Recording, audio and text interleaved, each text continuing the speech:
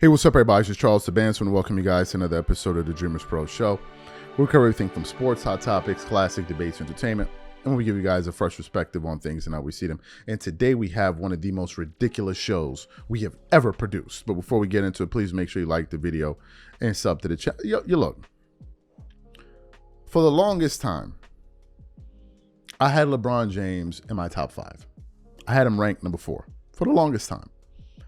I had Jordan, Kareem, Kobe, LeBron, Magic. But last year, I decided to remove LeBron out of my top 5. Not because of his basketball ability. No, that wasn't it. In terms of basketball ability, resume, and all of that, I think he deserved to be in the top 5. My top 5 at the very least. I think he deserved to be in the my top 5. But I had always complained about his antics. His antics drove me nuts. I just couldn't deal with his antics. But last year was the final straw when the thought occurred to me that wait a minute. Is LeBron getting his son to be drafted in the NBA so that it can be self-serving and serve his legacy? Is that what it's about? It's not even about his son, it's about him. The moment that dawned on me that was a possibility, I removed him out of my top 5. That was enough for me. I just couldn't live with him being in my top. I just cannot do it. I refuse to do it. His antics at that point became repulsive to me. Absolutely repulsive. Coming into this season, we've been told one lie after the other surrounding Bronny James. The first set of lies we heard was, oh, well, Bronny wants to come into the NBA because he really wants to be an NBA player and he just wants to hear his name get called. That's what we heard in the article when they were talking about Rich Paul, when Rich Paul had the conversation with him. Then leading into the draft, they were like, Bronny's only going to be working out with 2 teams. And we're like, what, Shaggy? 2 teams? A guy that just wants to hear his name called has decided that he's only going to train with 2 teams, which are the Lakers, work out for 2 teams, which are the Lakers and the Phoenix Suns. Those 2 things don't correlate. If you say you just want to get your name called, you're going to be willing to do every single thing in your power to increase your chances of getting drafted, right? But that was in the first. And then leading up to draft night, we were hearing stories that reports are going out. If any team picks Bronny, that's not the Lakers, Bronny's going to go to Australia. I'm like, well, this doesn't make any sense. I thought it was just about hearing your name get called. So apparently that wasn't it. But at that time, I was saying, man, this is LeBron, this is LeBron, this is LeBron. Bronny, there's no way he could be a part of this. Then we had the moment. They played together. It was a nice moment. But ever since then, it seems like Bronny's been a sideshow. But the media has been trying to promote him like we're witnessing something great. Now, prior to Bronny coming to the NBA, the most vocal person in Bronny's support was his father, which is a good thing. But LeBron was putting on unnecessary pressure on Bronny that he ultimately would have to live up to. He was out there talking about, man, I'm looking at the NBA right now. My son looking better than half of these dudes I'm looking at. Man, Bronny look like he can be on the Lakers right now. Right now. And his twerking ass fans were like, yeah, man, twerk it up, twerk it up, twerk it up. You're LeBron. And some of us were like, well, if LeBron thinks this guy is this good, he must be. So what happened? You put a spotlight on him. And then people started to scrutinize his game. And then when we found out that he wasn't any good, we're like, well, wait a minute. We were sold a bag of lemons here. None of this is true. Right? And then Bronny ultimately got demoted to the G League. And then we heard an absolutely preposterous story that he was no longer going to be traveling with his G League team on the road. And we were like, okay, this is absolute madness. So what happened? Yesterday, out of nowhere, LeBron decided to go on this rant and talk about how he is done with social media. And then he liked this long post of somebody talking about the hate and the despair and sport. And I was like, this is absolute rubbish coming out of LeBron's mouth. But before I even get into what LeBron had to say, today's video is brought to you by our sponsor, PrizePicks. PrizePicks is America's #1 daily fantasy sports app with over 5 million active members. PrizePicks makes it easy to get real money action on sports and players you love. Pick more or less on 2 or more players in any sport to win up to 100 times your entry fee. For example, here's a possible winning player projection lineup. Tyreek Hill for more than 90 receiving yards and Dak Prescott for more than 263 passing yards. Josh Allen for less than 240 passing yards and CB Lamb for more than 96 receiving yards. And if you're like me and you want to play safe, you will love the new features PrizePicks invented. Flex plays. Flex pays are the safest way to play PrizePicks. You can still make a profit or win some money back even if a couple of your picks don't hit. On top of this, PrizePicks puts their members first, so all withdrawals are fast, safe, and secure. When my picks hit, I can get my money in as quick as 15 minutes.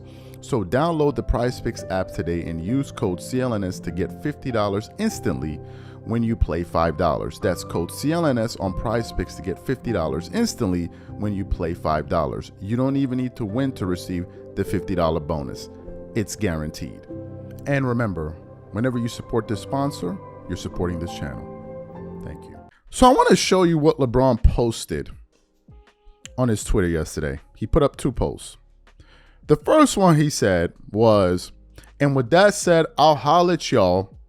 Getting off social media for the time being. Y'all take care. Peace out with a king emoji.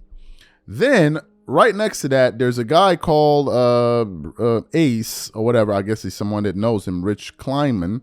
I guess it's a person he knows. And LeBron, I guess, responded to this or something like that. And it also got posted. And this gentleman said, Ace, with so much hate and negativity in the world today, it confuses me why some of national sports media still thinks that the best way to cover sports is through negative takes. We can all acknowledge that sports is the last part of society that universally brings people together.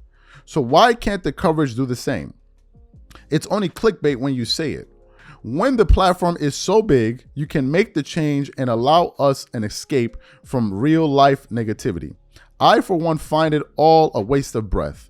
The Olympics and JJ and Bron show was the future of what this can and should be. And then LeBron now said, amen. What the LeBron talking about? Honestly, what is LeBron talking about? What is LeBron James talking about? What is he talking about here? What is this pity party that LeBron is trying to throw here that he's inviting all of us to? Okay. Let's go through this, and I'll go through this calmly. LeBron is talking about the negativity in sports and why can't it be. First of all, I got to say this. This gentleman, Ace, okay? If we look at the major media outlets, they're all kissing LeBron's butt cheeks. All of them. Everybody on ESPN, everybody on Fox Sports, and all of the other guys are all doing the same thing. All of them. All of them. The only group of people that are calling out this BS are independent creators and some people sprinkled in there like Rob Parker and a few others. The rest of them are just up there twerking it up all day long. Talking about how great this is. Every time you open up social media, you go to Bleacher Report, you go to ESPN, you go to NBA on ESPN, you go to SportsCenter, you go to all of these accounts. They're publishing, oh, this is great. Look at the moment. So when you're talking about this negativity, the question I have to ask is, who are you talking about? Who are you referring to here? Who are these people that are promoting this negativity? That's the first thing. The second thing I want to get to, I want to read a post that I published on the channel last night in response to this. This was just my first kind of preliminary thoughts, and then the show was meant to follow. I said 10 hours ago, so LeBron is running away from social media because of things people are saying about his son when it was his ass that put all the pressure on him and forced him on NBA fans, knowing damn well he wasn't ready. And then I continued on. I said, now the media is negative. I said, when they were destroying your ex-teammate Russell Westbrook, where were you? Where were you? Where were all of this? I'm taking a break from social media because the negativity is too much. Where was this? We sat back and watched them roast and ridicule Russell Westbrook for a good year and a half. For 1 full year and a half, who was your teammate? He was getting blamed for everything under the sun because of the shortcomings of playing with you. I never heard none of this. I'm taking a break or it's too much. What about Kyrie Irving, a teammate of yours that won a championship with you? When Kyrie got into that madness surrounding that post he put on Twitter or whatever it was, and the whole world was collapsing on Kyrie's head, where were you talking about we need to stop the negativity? What you did was you piled on top of Kyrie. Talking about, man, you got to be careful what you say. You got to be careful what you say. What did Kyrie say? He said nothing. He said nothing. So the negativity wasn't much then. When they were destroying Kyrie on every single platform, every single channel was destroying Kyrie, I never heard from you. But the minute it hits your doorstep, all of a sudden, man, it's negativity. All of a sudden, man, I got to get away from the drama. It's a negative environment out there. The minute it touches you, all of a sudden, oh my God, the world, we need to get away from this. This is the negativity is just too much. And then I continued on. I said, this is the exact reason LeBron is not in my top 5. His antics are repulsive. The guy is 40 with the motions of a 15-year-old. He then went out there to a G League game with the shirt, I am the pressure. He wrote it on his shirt that folded to social media pressure. While Kobe, and I said, stood tall and rose when his freedom was at risk. Kobe elevated with pressure and you whine and cry about it. LeBron once again did this to himself. It's always him. What have they done what's the thing that they've done to LeBron? His friend even said at the end of the post, and I think this is quite revealing, and LeBron agreed with him. He said, I for one find it all a waste of breath. Listen to this. He said, the Olympics and JJ and Bron's show was the future of what this can and do you hear this?